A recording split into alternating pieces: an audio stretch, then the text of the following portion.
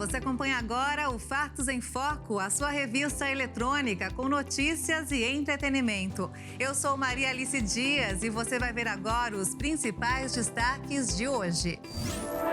Em 2022, os brasileiros tiveram gastos bilionários no exterior e também foi um ano de intenso investimento estrangeiro em nosso território, o maior em 10 anos.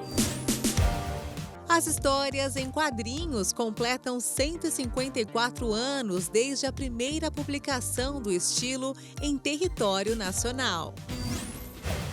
Uma britânica de 101 anos de idade dança balé todos os dias e prova que a idade é apenas um número.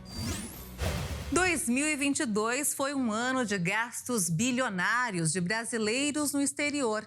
Por outro lado, também foi um ano de intenso investimento estrangeiro em nosso território, o maior em 10 anos. Os dados foram divulgados pelo Banco Central.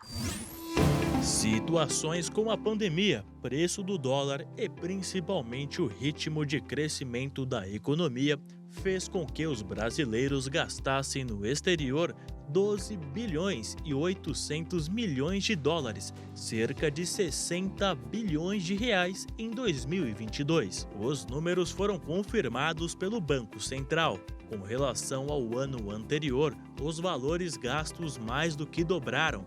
Mesmo com esse gasto, as despesas ainda não retornaram aos patamares pré-pandemia. Um exemplo disso é que em 2019, os brasileiros gastaram no exterior número próximo de 17 bilhões de dólares. Mas não só de gastos são feitas as relações brasileiras com o mercado exterior. Isso porque também no ano passado, os investimentos estrangeiros diretos na economia brasileira totalizaram mais de 90 bilhões de dólares, cerca de 455 bilhões de reais. Esse é o maior patamar para um ano desde 2012, quando foram injetados 92 bilhões de dólares. A entrada de investimentos no país está relacionada diretamente com o crescimento do Produto Interno Bruto. O resultado em transações correntes, um dos principais indicadores sobre o setor externo do país, é formado por balança comercial, ou seja, o comércio de produtos entre o Brasil e outros países, serviços e rendas. Os valores dão um indicativo relevante, já que com o retorno efetivo da economia pós-pandemia, a entrada de dinheiro exterior pode ser produtiva para o Brasil, que depende das demandas internacionais para fortificar a sua economia. Pagar em cheque. Aí está uma forma de pagamento cada vez menos utilizada pela sociedade. Mas, por incrível que pareça, apesar do recuo, a modalidade ainda movimenta muito dinheiro. Em muitas lojas, o aviso está colado na parede: não aceitamos cheques. É a expressão clara de que, a cada dia, os antigos talões vêm perdendo força no mercado. Para a Federação dos Bancos, o fenômeno é explicado pelo avanço dos meios digitais, como o Internet Banking e aplicativos. O cheque ele foi um instrumento de pagamento importante até o início dos anos 2000, quando nós tivemos a primeira modernização dos meios de pagamento, que foi a TED, foi implementada no ano de 2002. Então, a partir dali, nós começamos a observar uma queda contínua na utilização do cheque.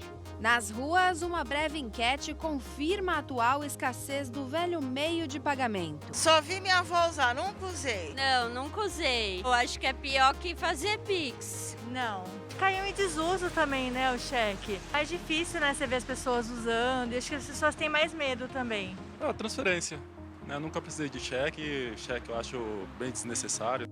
As novas gerações possivelmente nunca usarão uma folha de cheque, mas ainda tem quem use. O que nós observamos é que os usuários normais de cheque são pessoas acima de 35, 40 anos. São brasileiros que contribuem para números bastante significativos. Só no ano passado foram milhões de folhas no país, segundo dados do COMP, o Serviço de Compensação Bancária. Esse número é muito abaixo do registrado no início da série histórica pela Febraban em 1995, quando foi de 3 bilhões de cheques no país. Mesmo com essa redução, o volume financeiro movimentado continua estável. Foram mais de 666 bilhões de reais em 2022. Como isso é possível? O especialista explica. Nós temos, em muitas localidades, por exemplo, uma internet que não funciona muito bem. Então, como para você utilizar meios digitais, você necessita de uma comunicação via internet estável e rápida. Então, nessas localidades um pouco mais distantes, a gente vê que existe ainda preferência pelo cheque à vista dessa dificuldade tecnológica. Mas também nós temos ainda muitos comerciantes que preferem utilizar o cheque. A grande questão é se esse volume vai continuar o mesmo nos próximos anos, diante de tantas outras formas de pagamento proporcionadas pela tecnologia. Cartões de débito e crédito físicos e virtuais, transferências bancárias tarifadas e o famoso Pix, sem tarifa, que tornou-se o queridinho dos brasileiros. Conforme nós tivermos aqui os outros meios eletrônicos de pagamento ganhando mais abrangência no território nacional, daí talvez a gente consiga ter uma redução, mas isso ainda de médio a longo prazo, não é tão próximo assim. Pouco mais de 20 anos é o tempo estimado pela Febraban. Depois disso, pode-se dizer que o cheque poderá tornar-se objeto de museu, talvez um item sobre o qual os mais jovens nunca ouvirão falar. Levar as crianças logo cedo ao oculista pode fazer muita diferença para a saúde dos olhos. O excesso do uso de telas pode ser um dos maiores causadores do aumento dos casos de miopia. Como você enxerga? Usa óculos? Com qual idade você começou a perceber que tinha alguma coisa errada com a sua visão? Entre os tipos de problemas de visão que atingem principalmente crianças e jovens, em maioria estão a miopia, a hipermetropia e o astigmatismo. Cada um deles muda de um jeito a forma de enxergar o mundo. Mas entre eles, o mais comum é a miopia. A miopia é uma disfunção dos olhos, onde o olho normalmente ele é mais alongado e faz com que a luz, ao atravessar os olhos, não foque sobre a retina, causando então uma distorção da visão. E as dúvidas mais comuns são saber com qual idade o alerta deve ser maior e quais sintomas podem indicar que uma criança tenha miopia. Mas o mais comum é aparecer dentro da adolescência. O sinal mais óbvio da retina, da miopia, é uma dificuldade em enxergar à distância. As crianças, às vezes, isso pode se manifestar quando você olha para a criança e ela faz assim com os olhinhos dela, porque ela está tentando fazer um foco ali para longe. De 2019 a 2022, foi registrado um aumento de 134% no número de casos de miopia entre crianças e jovens de 19 anos. Alguns estudos mostram que um hábito muito comum entre os brasileiros pode ser o causador desse dado alarmante: o excesso do uso de telas. A grande questão é que, na maioria das vezes, as crianças estão usando as telas em ambientes fechados, fora da luz do sol. Então, isso estimularia mais a formação da miopia, mais do que as próprias telas, na verdade. Estar em ambientes fechados, sem exposição à luz solar. Para os pais, os cuidados com os olhos das crianças devem começar desde cedo. E o uso de telas tem algumas recomendações. Para crianças menores de 2 anos, a indicação é para que não tenham contato com telas. Entre 2 e 5 anos, o ideal é não ultrapassar 1 hora diária. E de 6 a 10 anos, no máximo 2 horas por dia. A partir dos 10 anos, as horas em frente às telas não devem ultrapassar as 3 horas. Além de todas essas recomendações, as consultas com o médico oftalmologista devem acontecer de 6 em 6 meses até os 3 anos de idade, passando a 1 vez por ano durante toda a vida. E o Dr. Marcelo dá uma dica para ajudar a descansar a vista de vez em quando. Primeiro é você tentar manter uma distância de mais ou menos um braço entre você e o monitor. Deixar sempre o monitor um pouco mais baixo da altura dos olhos e realmente fazer essas pausas. É uma regra chamada 20-20-20. E você deve, a cada 20 minutos na frente da tela, descansar por 20 segundos, olhando para 20 pés de distância, ou seja, olhando para longe. Isso relaxa a musculatura de foco e te dá mais conforto. Você sabia que comer não é algo tão intuitivo assim para todas as crianças?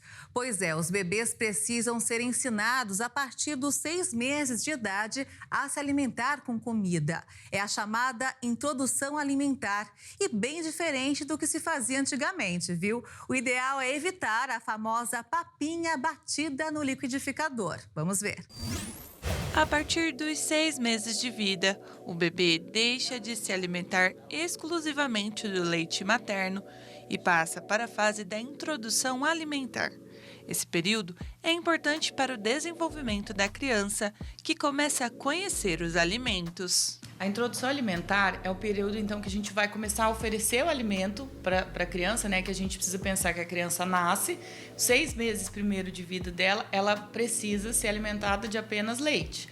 Então, a introdução alimentar é uma fase dos 6 aos 12 meses que, na verdade, a gente vai oferecer para esse bebê os alimentos, vai apresentar e vai ensinar, né, as texturas, vai apresentar os alimentos das mais formas variadas. A nutricionista explica que o uso do liquidificador deve ser evitado na hora de preparar o alimento e que os pais precisam respeitar a evolução da criança. O que a gente precisa pensar? É um bebê que está acostumado com líquido. Então, por isso que a gente começa com os alimentos todos amassados, né? Então, a gente começa a base, frutas, verduras, legumes e tudo amassado. A gente não tritura, não bate no liquidificador, não usa peneira, mas a gente tudo amassa no garfo. A gente vai evoluindo esse amassado, a gente vai deixando aos poucos em pedacinho, começa a entrar grãos, começa a entrar carne desfiada, os grãos de feijão, mas são esses 6 meses, né? Não é a gente começou, já começa tudo de uma vez. Mateus, de 11 meses, já saboreia diversas frutas e outras comidas. A mãe conta que precisou esperar o menino mostrar sinais de que estava pronto para começar a oferecer os alimentos. O Mateus começou a introdução alimentar um pouquinho depois dos 6 meses, então foi lá por 7 meses e 10 dias mais ou menos. Porque antes disso ele não apresentou nenhum sinal de introdução alimentar, que são o comecinho, né? Ele não sentava sozinho direitinho, ele não desenvolvia interesse pela comida, então eu tive que esperar esses sinais de prontidão, que a gente chama, para poder começar a introdução alimentar. Eu dei preferência para as frutas, né? Então eu dei banana, que é um pouquinho mais molinha, que eu me sentia mais segura. Dei preferência para os cítricos, que daí veio o limão, a laranja, que era mais azedinho, que a gente costuma começar pelo amargo, pelo azedo, para poder acostumar o paladar. Bom de prato, a mamãe conta orgulhosa que Mateus não recusa nada do que é oferecido a ele. O Mateus, ele comeu de tudo. Eu costumo falar que a grande dificuldade da introdução alimentar são dos pais, né? A gente se sente inseguro, o medo do engasgo, o medo de tudo que pode acontecer, e aí a gente se coloca na situação de insegurança e acaba restringindo muito a criança. Mas ele aceitou tranquilamente tudo que foi ofertado. Ao contrário do que muitos pensam, comer não é algo intuitivo. A criança passa por algumas etapas para conhecer e aceitar os alimentos. E um pouquinho de bagunça faz parte do processo. E para os pais que acham que é só colocar a comida no prato e esperar a criança comer, Maria Fernanda explica que a fase da introdução alimentar exige paciência e dedicação, pois muitas vezes é necessário insistir para que a criança aprenda a gostar do alimento. A gente tem esses 6 meses para apresentar o alimento, para apresentar a textura. Então, na verdade, assim, essa criança ela não tem obrigação nenhuma de comer para matar fome. Começa aí um dos grandes pontos. E aí, então, assim, não é simplesmente dei uma mão, ele cuspiu é porque ele não gosta. Não, a gente tem que pensar que é uma criança que está aprendendo a comer. Ele não vai de cara gostar de tudo que ele come. Então, assim, você tem que insistir. Variadas formas. Por exemplo, oferecer uma maçã, ela tá cozida, ela tá ralada, ela tá raspada. Você tem várias formas de oferecer o mesmo alimento.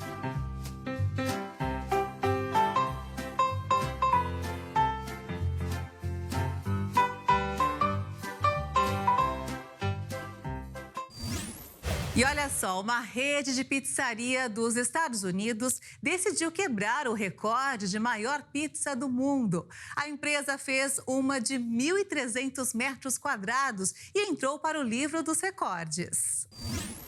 A ideia da pizza gigante foi resultado de uma parceria entre a Pizza Hut, e o influenciador digital Eric Decker, conhecido no YouTuber como Irek, e famoso por realizar desafios impossíveis, como ir em 100 encontros em 24 horas ou cruzar os Estados Unidos em linha reta. O evento seria uma celebração do relançamento da Pizza Big New York, um tamanho avantajado da pizza de queijo com pepperoni, que foi muito popular em Nova York nos anos 90 e 2000, por ter fatias dobráveis que podiam ser saboreadas na rua ou no metrô no meio da correria do dia a dia. Eric e a pizzaria então organizaram o desafio no Los Angeles Convention Center, na Califórnia, onde a delícia começou a ser preparada no dia 18 desse mês e só foi finalizada 2 dias depois. Segundo a Pizza Hut, seus funcionários trabalharam esticando sobre o chão camadas de massa, que depois receberam pinceladas de molho. Só por fim, coberturas foram adicionadas. No entanto, a pizza teve de ser assada em pedaços, já que não há forno no mundo para uma receita deste tamanho. No total, foram utilizados 6.193 quilos de massa, pouco mais de 2.244 quilos de molho e quase 3.992 quilos de queijo. A pizza foi finalizada com 630.496 fatias de pepperoni.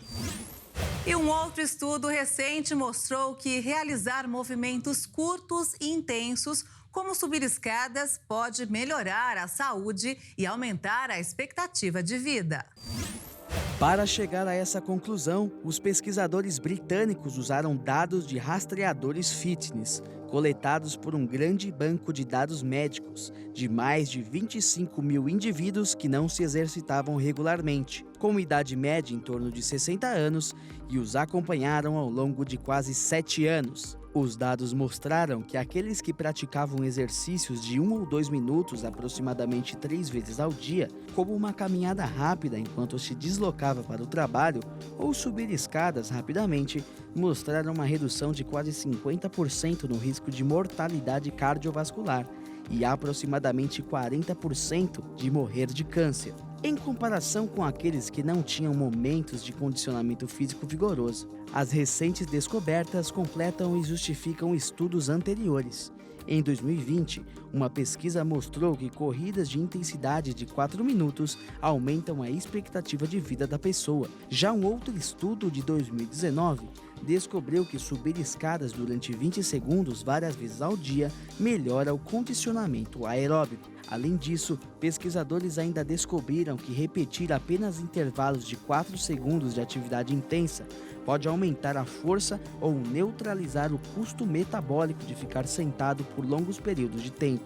A principal diferença dessa recente descoberta foi mostrar que a pessoa não precisa se esforçar para identificar esses pequenos picos de atividade. Movimentos cotidianos e intensificados podem ser suficientes. E como eles coletaram dados de rastreadores que os participantes usaram nos pulsos, em vez dos questionários em que se baseiam em alguns estudos de exercício, os pesquisadores puderam analisar o impacto de movimentos mínimos. Optar por elevador ao invés de escada e breves caminhadas leves em subidas são algumas dicas para aumentar a qualidade de vida e se exercitar. A cidade portuária de Odessa, à beira do Mar Negro, foi incluída pela Unesco na lista do Patrimônio Mundial. A Rússia se opôs à medida. Em uma sessão extraordinária, o Comitê de Patrimônio adotou a decisão por 6 votos favoráveis, 14 abstenções e apenas o voto contrário da Rússia. Apelidada de Pérola do Mar Negro, Odessa é uma cidade portuária muito identificada pela monumental escadaria de Potemkin. Com a votação, o centro histórico da cidade foi inscrito na lista do Patrimônio Mundial e também registrado como Patrimônio em Perigo. A diretora-geral da Agência da ONU afirmou que a cidade é um porto lendário que deixou a marca no cinema, na literatura e nas artes. Odessa sofreu bombardeios desde o início do conflito com a Rússia, em fevereiro do ano passado, mas o patrimônio permaneceu praticamente intacto. A escadaria de Potemkin é um dos monumentos mais conhecidos. Concebida como a entrada da cidade pelo mar, foi imortalizada no filme histórico O Encouraçado Potemkin, de 1925, do diretor soviético Sergei Eisenstein. A Unesco afirma que a designação como patrimônio em perigo dá acesso a mecanismos reforçados de assistência internacional, tanto técnica quanto financeira. E olha só, um casal apaixonado pelo Flamengo decidiu colocar o nome do filho em homenagem a 3 importantes jogadores rubro-negros. Até onde vai a paixão de um torcedor pelo seu clube de coração? No Rio de Janeiro, um casal inovou. O pai, Leandro Vasconcelos, já carrega esse nome em homenagem ao jogador José Leandro de Souza Ferreira, o peixe frito, que atuou no time rubro-negro na década de 1980. Já a mãe, Rita de Cássia Glória, jogava bola e sempre foi fanática pelo Flamengo. Durante uma brincadeira de namoro, Leandro falou que se tivesse um filho, colocaria o nome em homenagem a um trio de jogadores do Flamengo, que ajudou o time carioca a conquistar a Libertadores de 2019. O tempo passou, o romance engatou e a família aumentou. O que era brincadeira virou realidade. E na semana passada, nasceu Gabriel Henrique de Arrascaeta Glória Vasconcelos. A escolha do nome Gabriel foi em homenagem a Gabigol, atual camisa 10 flamenguista, que fez os 2 gols da equipe rubro-negra na final da Libertadores de 2019, diante do River Plate da Argentina. Já o nome Henrique vem de Bruno Henrique, outra peça fundamental do Mengão naquele ano. Já o nome Arrascaeta fala por si só. É uma homenagem a Jorge Arrascaeta, um dos principais pilares do Flamengo e responsável por diversos títulos com a camisa do Mengão. A mãe da criança disse que teve que ir até o cartório da maternidade para autorizar, pois os funcionários achavam que o rapaz estava enrolando e que a mãe não sabia o nome dos filhos. Além disso, os dois tiveram que assinar um termo de responsabilidade sobre o nome escolhido. Agora o sonho da família é conhecer os atletas do Flamengo e levar o pequeno Gabriel para apreciar um jogo do Mengão no Maracanã. E falando em bebês, tem um que fez sucesso na internet. Ele tem 2 anos e 9 meses e acompanha com o violão a mãe tocando a música Ana Júlia, de Los Hermanos. Vamos ver. Quem te vê passar assim por mim, não sabe o que é sofrer, ter que ver você assim. O vídeo já alcançou mais de 6.400.000 visualizações em uma rede social. Enquanto a mãe, Mariana Tamioso, canta a música, Arthur acompanha mostrando que sabe muito bem qual é a hora certa para acelerar ou encerrar o manuseio das cordas do violão. Pois sem ter teu carinho, eu me sinto sozinho, eu me afogo em sor. Desde cedo, ele mostra que talento é o que não falta. Oh, Ana Júlia, oh, Ana Júlia, muito. Oh, Ana Júlia, Júlia, Júlia, uou, uou, uou. Um salvamento inusitado aconteceu na praia de Maresias, no litoral de São Paulo. O caso ganhou destaque nas redes e chama a atenção pela lição que deixa aos banhistas. O vídeo gravado por uma banhista mostra um cachorro saindo do mar depois de ajudar no resgate de 2 turistas que se afogavam em São Sebastião, litoral norte de São Paulo. O cão nunca foi treinado para esse tipo de ocorrência, mas é autodidata. Aprendeu tudo sozinho ao observar os amigos que fez há quase 1 ano no posto de bombeiros de guarda-vidas de Maresias. Foi lá que ele ganhou um teto e um nome: Bob. Lá ele tem uma casinha, tem as coisas dele lá, e ele entra e sai do quartel quando ele bem entende. Ele nos acompanha nas nossas instruções, seja na corrida, na natação. É um cachorro que, de fato, escolheu ser guarda-vida por opção dele mesmo. E por isso acompanha também todos os resgates. O tenente Vegsi conta que Bob é mesmo um herói, o que fica provado no vídeo que viralizou.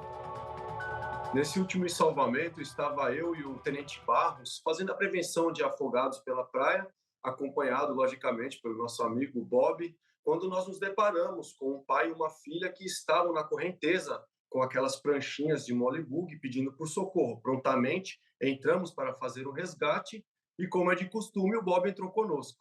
Lá no fundo, ele nos puxa pela camiseta, ele puxa a boia, a gente tem realmente a impressão que ele quer nos ajudar.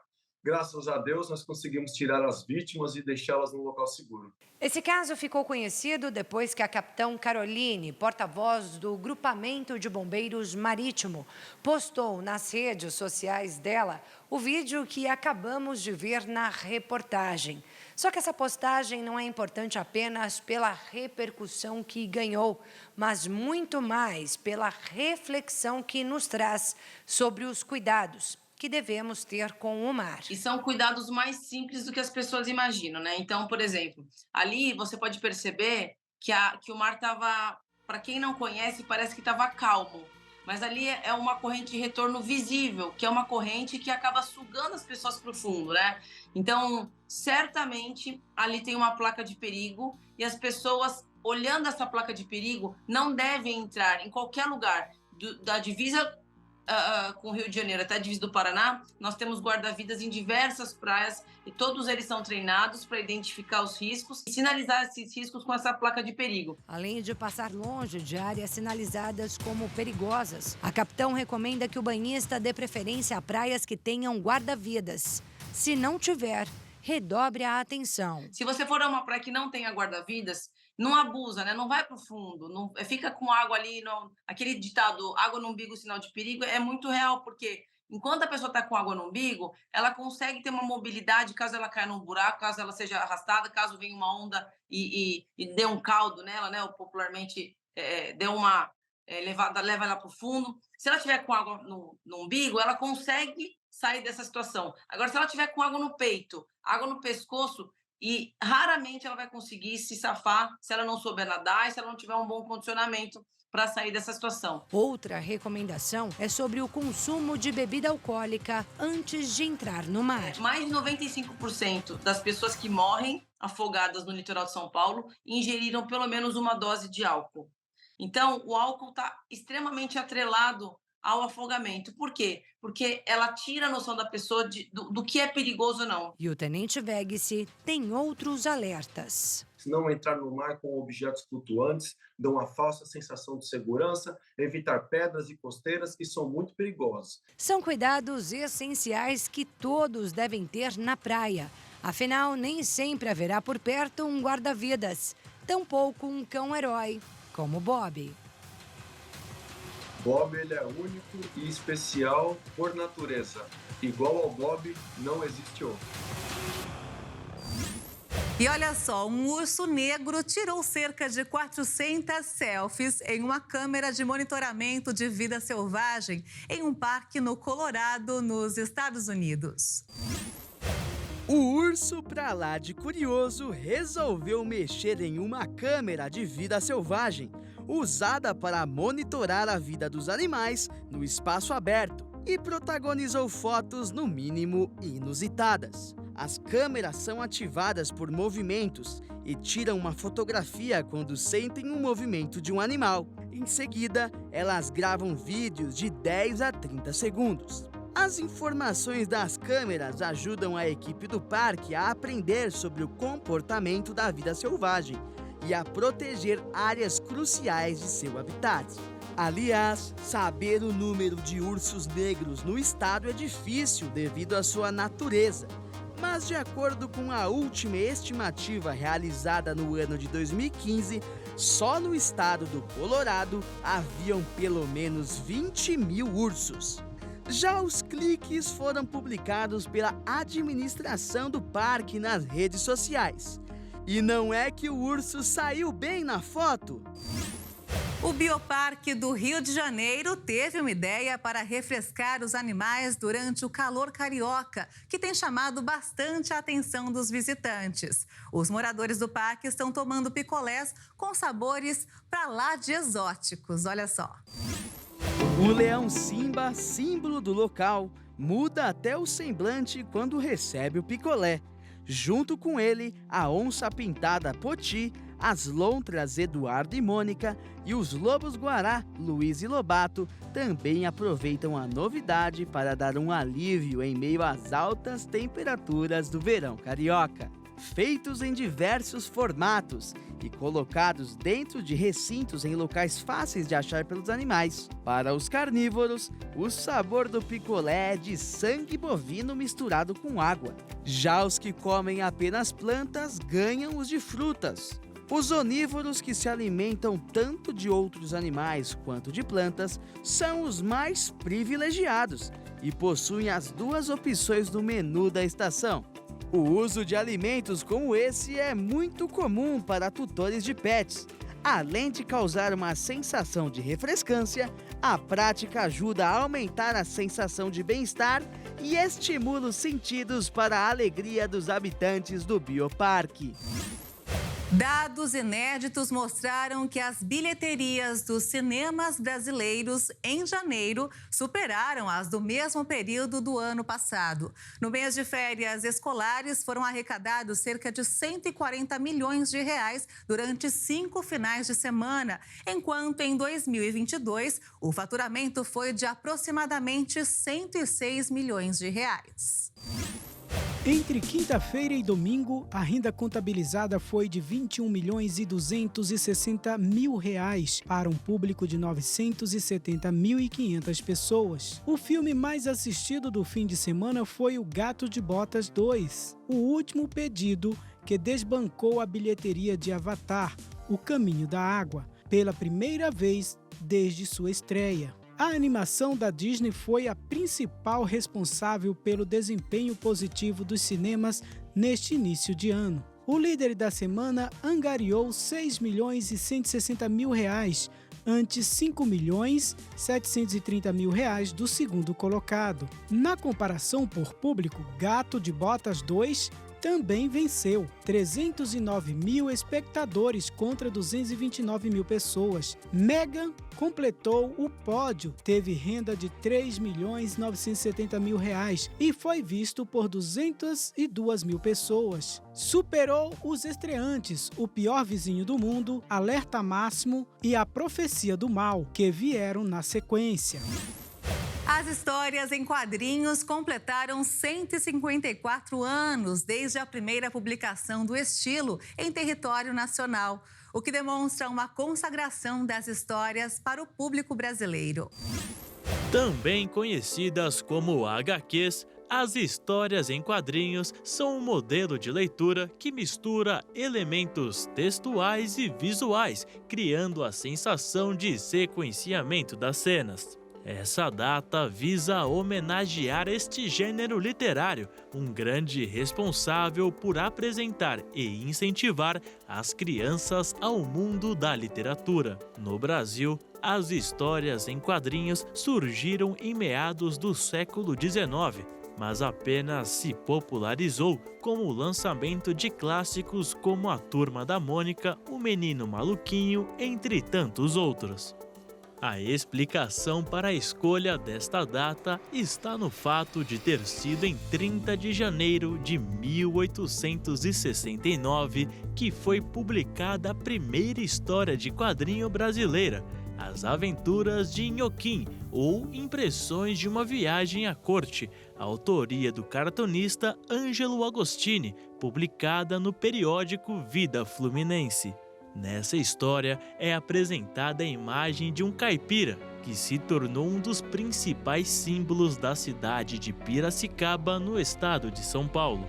A partir de 1984, ficou instituído através da Associação dos Quadrinistas e Cartunistas do Estado de São Paulo, que todo dia 30 de janeiro se comemoraria o Dia do Quadrinho Nacional, em homenagem ao trabalho de Agostini.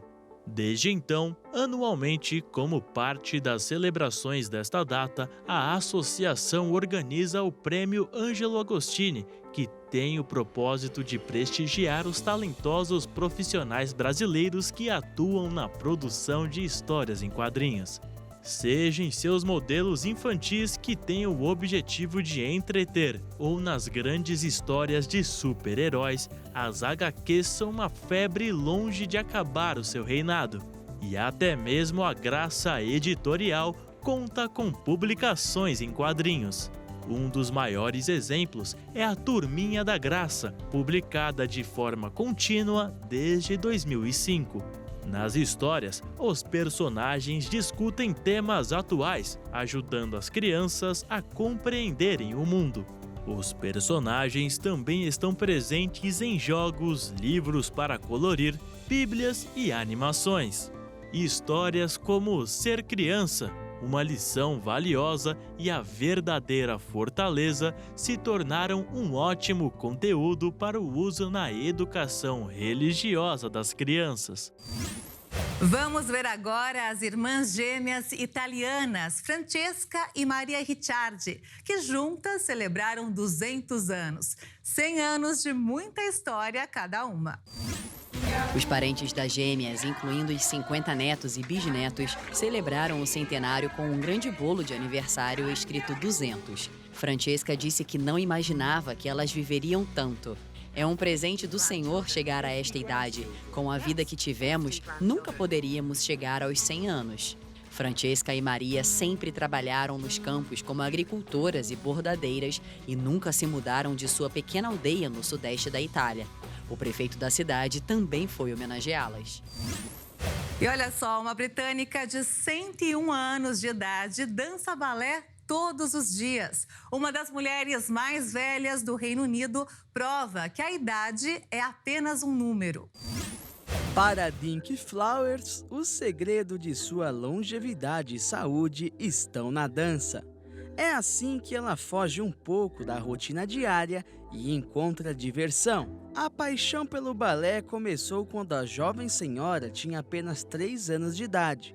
Aliás, ela dançava profissionalmente, paixão que fez com que Flowers fundasse uma escola de dança. Além de cuidar de sua saúde, a professora centenária também ajuda pessoas necessitadas, dando aulas de balé e revertendo dinheiro para instituições de caridade. A vovó dançarina tem um filho e 4 netos, que sempre demonstram apoio e incentivo às suas práticas. Dinky já participou até mesmo de programas de televisão. Sua estreia foi há alguns anos atrás, quando tinha 98 anos de idade. No palco ela fez bonito, sapateando, dançando e o mais importante de tudo, sendo feliz. Dinky Flowers diz que só larga a dança quando morrer. A história de Flowers é mais um daqueles casos que mostram que o tempo passa, a idade chega, mas que a juventude vive para sempre.